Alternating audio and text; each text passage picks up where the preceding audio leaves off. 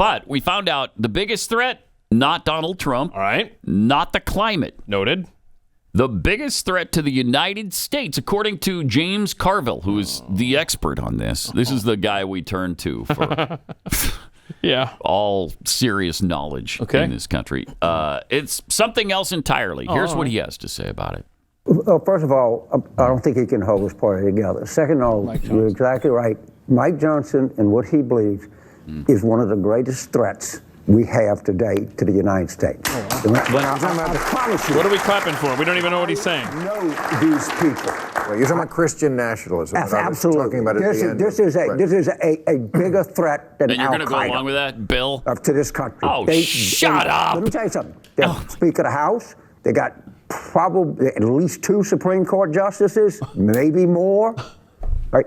Don't kid yourself. And people in the press have no idea who this guy is, how he was formed, what the threat is, and this is a fundamental threat to the United States. It is a fundamental thing. Don't believe in the Constitution. This is just stupidity. Don't believe in the Constitution. Oh, good gosh. Yeah. Speaker Mike Johnson tweeted out, it's twisted and shameful that a leading Democrat strategist says millions of Christians in America are a greater threat than foreign terrorists who murdered more than 3,000 Americans. Democrat Party should condemn this, but they won't. No, they love it. They agree with it. Has anyone actually defined what Christian nationalism would even be in 2023 America? I've never heard it. I hear the phrase thrown about. Yeah. What, you're Christian. So you believe in Jesus. And you believe in the country. So you're a patriot. And you're a Christian. You want, borders? Weird. You want a common language. That's scary, isn't it? That sounds scary to me. So a culture that unites us. And you believe in Jesus. Man, you are a threat. But it's a bigger threat than Al-Qaeda. Clearly. So stupid. Maybe militant Islam could be a threat. Maybe. Could it be a threat to America? I don't know. And the world? Is that something to be concerned about? Of course not. The other night, in front of a Jewish deli in Philadelphia. They're in front of a Jewish deli, like you said. You can't hide. We charge you with genocide. I have no... Yes. Goldie, you can't hide. That's the name of the restaurant.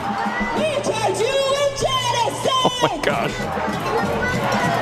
Wow. Can you imagine if they were outside a Muslim restaurant after 9/11? Can you imagine what people would have said about that and how condemned that would have been? And rightly so. You're accusing the Muslim who owns the restaurant of genocide? They're charging him with genocide. The owner of the deli? Okay. All right. I mean, what a world gone mad. It's asinine. It sure is, man. It sure is. And at Penn University, also in Philadelphia, there was this.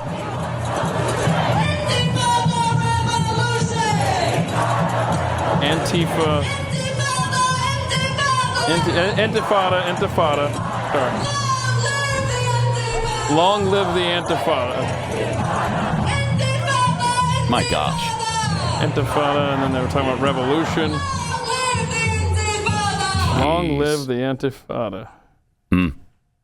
But I mean, that's over. Where was that? That was over in Europe or someplace far, far away. We don't have to worry about that. Yeah, Philadelphia, Europe. Crap. Philadelphia, Pennsylvania, on the European continent. Well, shoot. Jeez. Yeah, and what's her name? Bridget Fetisse. She said on Twitter, it's like they spent years saying that Donald Trump was worse than Hitler. And oh my goodness, hello, you've got clear examples of people that have questionable ideologies, and yet the left says nothing. In fact, they condone it. They condone it. It's grotesque, man. Meanwhile, we've got this Muslim cleric who wants to make jihad cool in America. Okay. Yes, there's holy war in Islam. All right, here we go. It's jihad. This may be a surprise to many who grew up in the West, especially those who were born or grew up post 9/11, Okay. because of the growing number of the munafiqeen who are spreading the American Zionist Islam. Mm-hmm. And it has nothing to do with Islam. That version of Islam Okay. is an Islam that suits the enemies. The one who's been spreading that there's no holy war in Islam has been defecating zandaqa out of his mouth for the past 20 years, What was it? downplaying the legislation of Allah and the hudud. The Muslims in the West, especially the youth in the West, especially the youth in America, need to wake up. They need to The wake up. current events are a wake-up call for Muslims to start normalizing mentioning jihad's proper meaning and putting it back into their vocabulary. Oh. Jihad must be a common, normal term on the tongues and on your social media and in the masajid and elsewhere. It's time the mothers nurse their infants with the love of jihad and the ambition of wanting to become a mujahid and a shaheed. Jeez. Wow. Interesting, huh? Wow. I don't think he's talking about Pat Gray jihads either. No, I don't think he is. That's amazing. So what he's pissed off about is that people are saying, no, jihad is a peaceful, it's a religious struggle. Mm-hmm.